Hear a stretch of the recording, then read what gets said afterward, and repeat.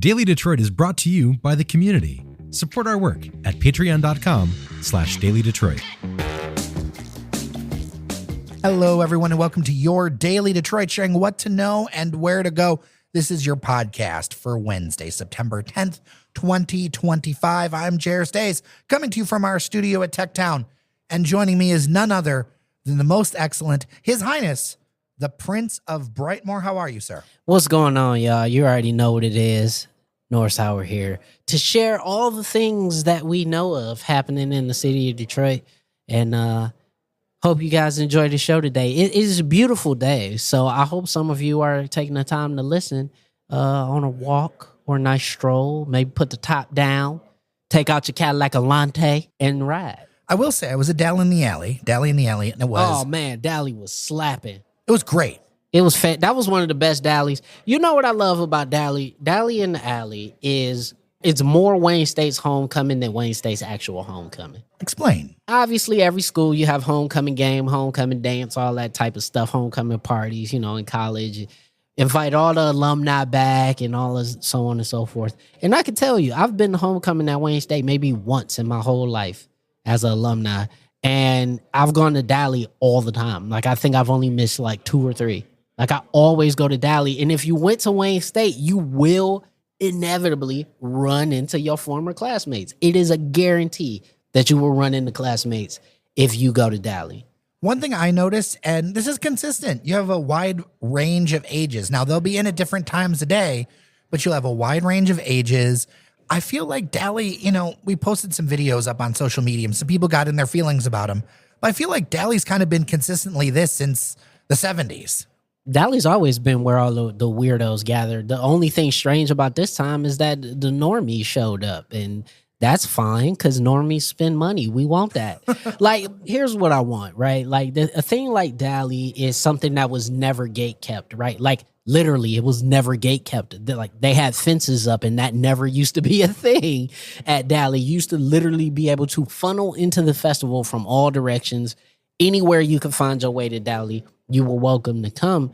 And I don't care who's there. I don't care. I just want people to go out and enjoy it. And guess what? If you're one of the people who are like, I don't like that. Dude, there's like 5 different music stages. Go find something that's playing your jams. Flat out, man. You got no excuse with Dally. Like, there is something for literally everyone at Dally. You know what else I've noticed? And this is thanks to some listeners who are just, I swear, we have like 10 listeners watching the Apple Store at any time. Well, it's because or the soon-to-be Apple Store in downtown. The soon-to-be Apple Store, it's right there on the thoroughfare. You can't miss it, and it's that we are on Apple Watch. Boom, psh. Look at you making a pun. Yeah, it's your fault. So a listener made a point, Tommy, that the 19th is when he thinks the iPhone release is coming. Are we taking bets on this now? So will the store be ready by the 19th? Because I saw some pictures in our member-only Discord. You can become a member at patreon.com/dailydetroit. It looks like we've got shrouds. We've got stuff moving. Oh, it's happening, man. It's happening. I think the 19th is a good shout. I think maybe it's a week off. But I believe the logo has been put up. And usually you don't put the logo up until you're ready to roll. Like, that's the thing. I think the logo is up means that within a week or so, they are ready. Well, I think there's like a black... There's a tarp over the logo, but like, why you don't tarp something that ain't there? Wouldn't it be the ultimate troll if it was like an Android logo? I would love it. I know you would. If it was a Google store, how hilarious would that be? I would freaking love that. It would be fantastic. But no, it's Apple Store. Well, it's not out of the range of possibility. I remember one of the last times I was in Chicago, there was an Apple Store nearby. There was an Android store, right? Yeah. So maybe you can... It's not. It's don't do that to people. It's Apple Store. I know. I'm trying to make you happy. I live a happy lifestyle. So the fact that an Apple Store would be down there only makes me happier because people will be able to get their technology serviced. And you know what? Let's just keep it for real. It's something about having an Apple Store in your downtown, in your high street, so to speak, that does make it feel like legitimate. It makes it feel like, oh, okay, like people live here now. I mean... I'll be honest. I think we're way behind. No, we are. We're way behind. People. I hear some people being mad about adding these stores downtown. Honestly, this stuff should have been here 15 years ago. It should have been, but you know what? 15 years ago, there was a lot of stuff going on that, maybe wasn't the most conducive to a lot of economic development. We can take that for however we feel about it. And you it's say the that truth. as a downtown resident yourself. I do. Listen, man, the bankruptcy really hurt us and really kind of kneecapped development for at least 15 to 17 years, man. We're literally doing 17 years of economic work now. That is interesting. It definitely cleared the decks in some ways, in some very painful ways. Yes. To be honest with you. But some of the reforms, like I don't like what happened when it came to the pensions and things. That's not okay. Oh, I couldn't stand most of it. When it comes to the reform, some of the stuff was needed, right? But the fact that the people had to pay for it, basically, that was awful. Is ridiculous. And it's awful, and it still hasn't been rectified in any meaningful way, in my opinion. But getting back to the point is that the economic growth and the economic work that would have been happening under normal circumstances had Detroit not gone through bankruptcy is really just now happening over the past 3 to 4 years post-pandemic. So it's frustrating, but also at the same time, it does give me glimmers of hope that, hey, more and more people want to be here and more people want to spend their money here. Net positive. Let's get it. All right, let's get into some stories. First that we'll get into is that Michigan is facing the possibility of a government shutdown as budget negotiations have stalled in Lansing. The Whitmer administration has begun what they're calling contingency planning with the October 1st constitutional deadline up ahead. Bridge, Michigan says that Democratic and Republican lawmakers remain divided over competing spending proposals. The biggest sticking point is finding an extra $3 billion for Michigan's crumbling roads. With Governor Whitmer currently on a trade mission to Asia and House Speaker Matt Hall claiming budget talks are, quote, not getting anywhere, the threat of Michigan's first shutdown since 2009 is growing. If a shutdown occurs, essential services like the state police would continue, but state parks and Secretary of State offices could face closures or reduced hours. The divided legislature has significant differences. House Republicans propose a $78.5 billion plan, while Senate Democrats want $84.5 billion. Complicating all of this, recent federal law changes thanks to the big, beautiful bill that blow another $1.1 billion budget hole. That is not being partisan. That's just the math, friends. Why is it that we can't get our stuff together? I knew when we went to the Mackinac Policy Conference, this was going to be a problem.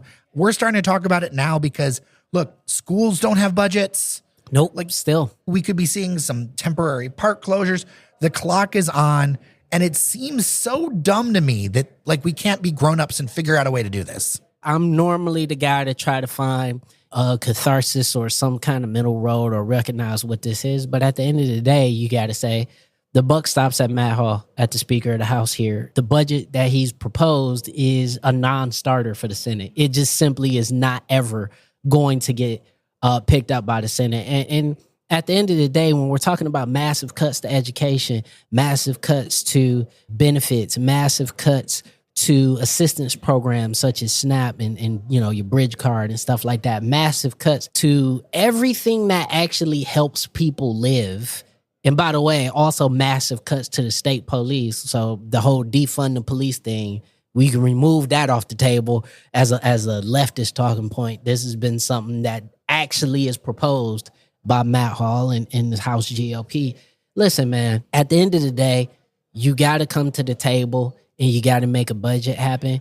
And I think when you're proposing such extreme cuts and such extreme partisan issues, you're never going to get to that middle ground. So not only do I think is the Michigan government going to shut down, I think this is going to be one of the longest shutdowns we've ever seen.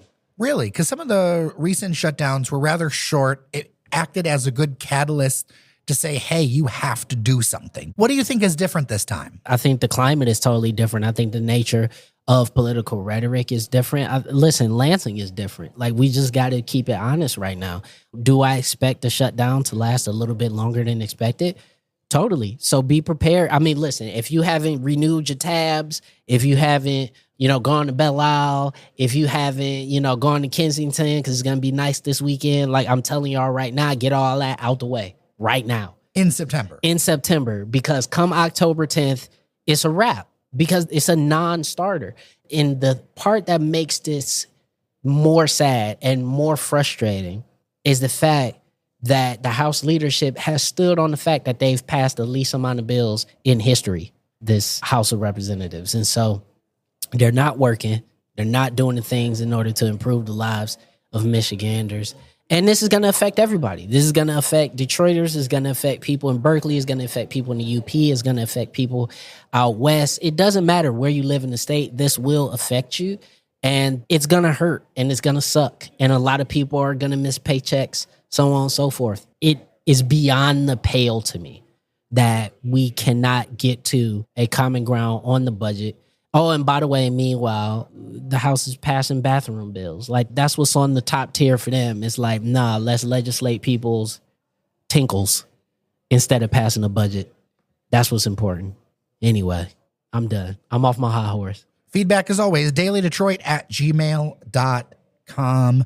Also related in the state news, Michigan's Unemployment Insurance Agency is seeking to collect $2.7 billion in COVID-era benefits. It says were overpaid to about 350,000 workers, with first payments due near the end of this month. The collections, which have been paused due to a class action lawsuit, mostly affect those who received pandemic unemployment assistance benefits back in 2020 and 2021. In a report in the Detroit Free Press, UIA Director Jason Palmer said that he understands that this is difficult for recipients, but that they have a duty to collect this money by law. They are also trying to do like programs with not necessarily waivers per se, but, you know, payment plans, things like that. Most affected claimants are not accused of intentional fraud, but incorrect wage reporting or eligibility issues amid changing federal guidance during the pandemic. As we all remember, that was a pretty big mess. If you're part of this, you should have already gotten a notification in your online account with the state. The agency is offering financial hardship help for those who cannot afford repayment. This is just, to me, government mess. Yeah, it's more mess, man. Listen, we all know it was a bunch of people getting money off them pandemic checks. I mean, and there were hundreds of people who were prosecuted around that. Absolutely. But that was more of the intentional, intentional fraud through the PPP loans. And a lot of this was just the insurance company just paying too much money just because it was so much to keep track of. And listen, at the end of the day, let me put it this way, man. All right. We going after the wrong people here. We going after the wrong people, man. Let these people keep that money. That's how I feel. Let these people keep that money and spend that money and save up. $2.7 billion, though, is a lot of coin. Bro, do you know how much money we spending by having the National Guard clean up the mall right now? Like, clean up the National Mall? They're different pots of money. I don't care. It's all the government. It's all my money. It's all my money that's being spent. It's all your money. It's all y'all's money. All right? Sorry, I'm not trying to be radical today, but it is. It's our money. I'd rather that money be kept by the workers, man. Who cares? We have been friends for a long time. You don't have to try to be radical.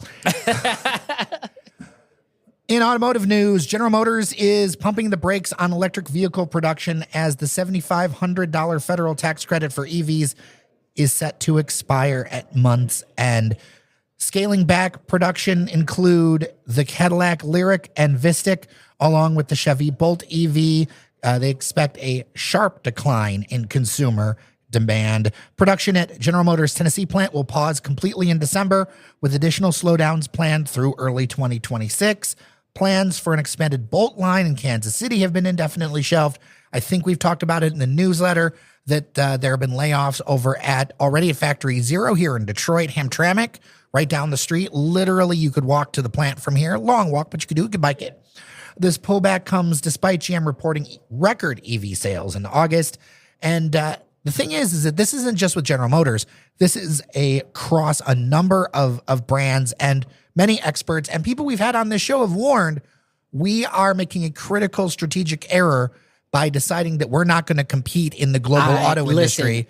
Let's talk about it. Also, let's talk about your new whip. Yeah, because I just got an EV myself, and I freaking love it. I love it to death. I love the fact that I look at a gas station and I just go, ha, ha, ha, ha, ha, never again.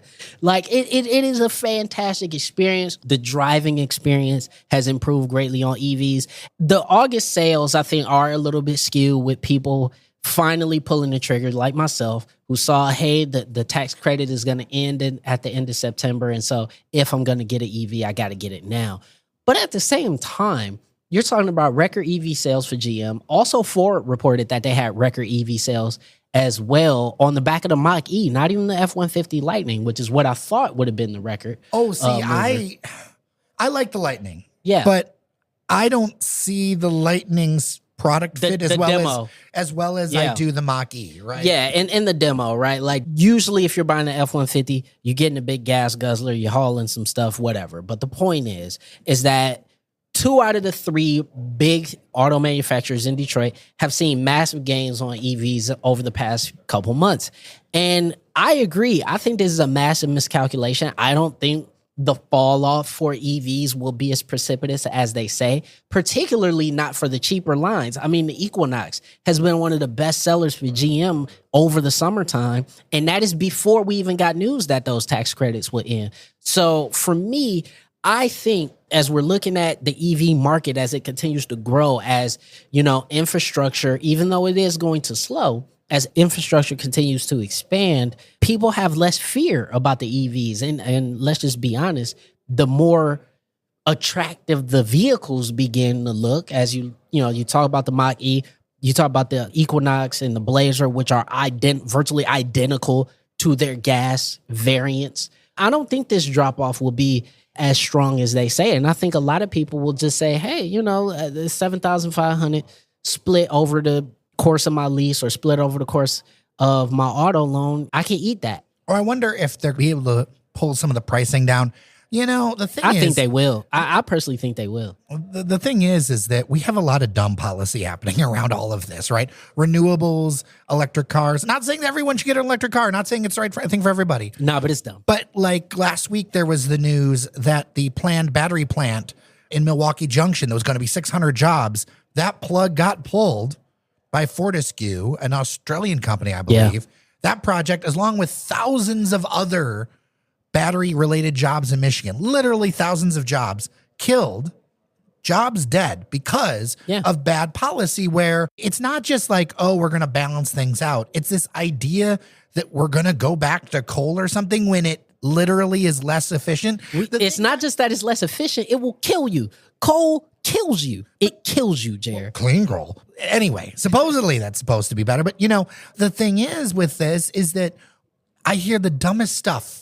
Like, oh, well, what's going to happen when the sun's not out? There's batteries for that. Like, I am sick of the idiocracy of how we're making policy. And if you look at the greater job numbers, which are getting revised all the way back for a while, but like idiocracy is hurting the economy. And I don't care what political value you have. There's smart and there's dumb. Yeah. And what we're doing isn't conservative. What we're doing around renewables, what we're doing around EVs is dumb. Which, by the way, if we were talking about being pro-business, as most old conservatives would say that we should be, then you would be supporting renewables and EV technology and battery plants all over the place, because they bring jobs, new jobs that will exist much longer than jobs based around fossil fuels, because ultimately smart people will continue to move in a certain direction, and you won't have those people anymore. Well, there's this view by a lot of people that the American auto industry can live by itself, and that isn't how it works. No, China getting ready to come down and whoop everybody's ass. Let's just be honest.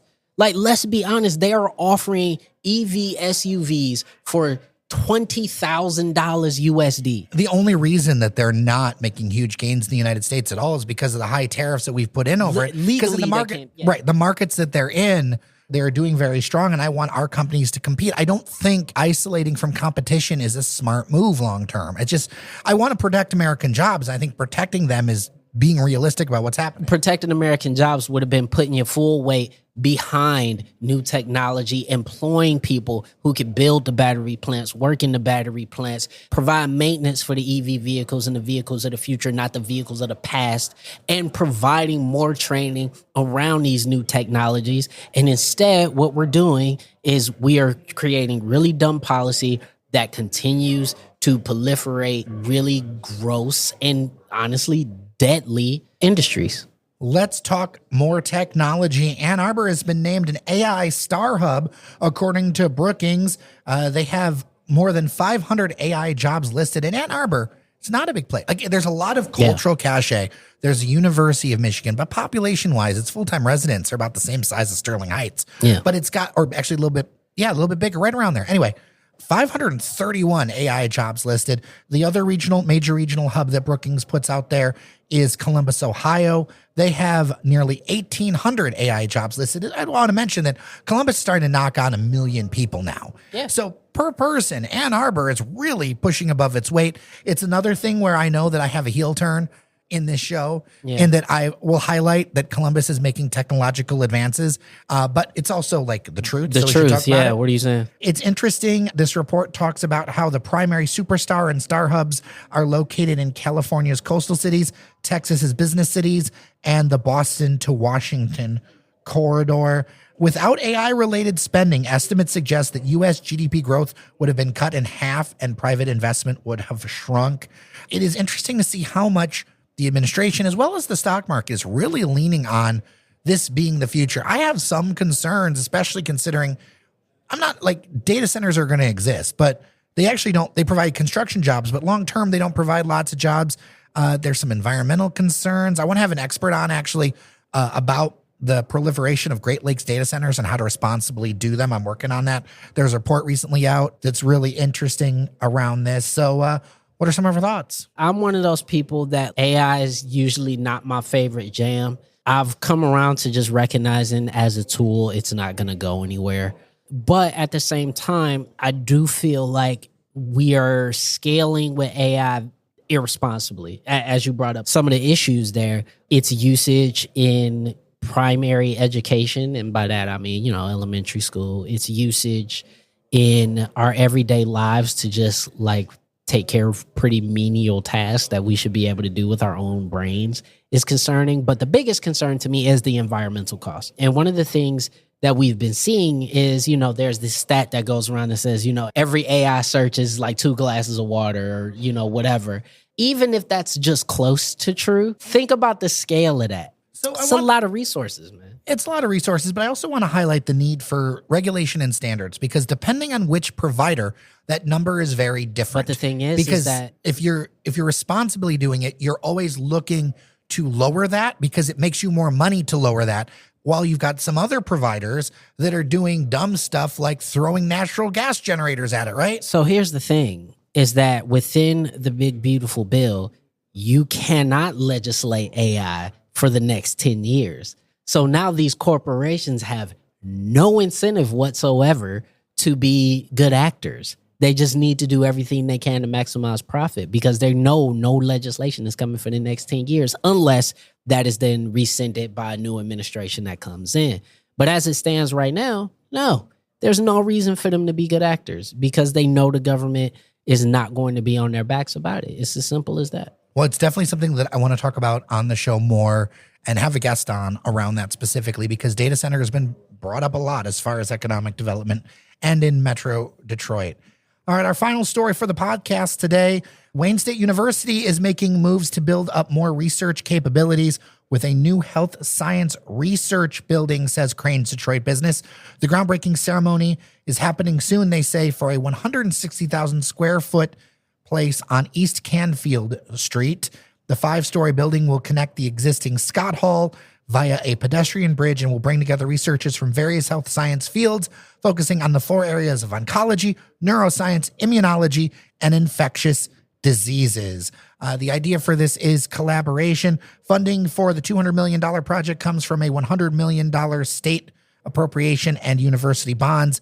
The university, it's interesting to see in this report, and I'll link it in the show notes to Crane's, this is going to move forward despite potential federal research funding cuts under this administration. It's good to see Wayne State investing in research just down the street from the studio. It's now all of its stories. It's beautiful. Another research facility up there. It's from Michigan State. Yeah, that one's from Michigan State. Yep. So it's good to see all that. I love it. Wayne State, Michigan State, these schools are putting their money where their mouth is, and they're saying, look, we got a lot of funds to be able to pull from, and you know what? We don't care that the federal subsidies aren't coming through. We are going to continue the good work of medical research, continuing to try to make us healthier societies, longer living societies.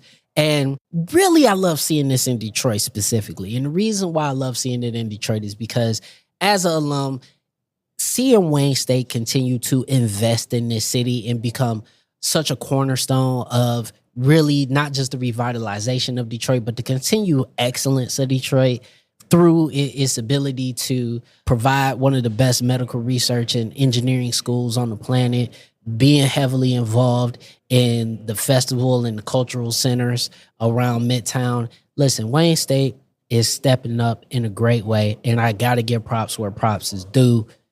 They are trying to swing the big stick when it comes to the med school scene, and it looks like they're going to continue to do that. And that kind of research, it grows companies, it grows jobs. There's a reason why there's so much hype around this, around what Michigan State's doing, what U of M is doing. I know it's not a new stadium.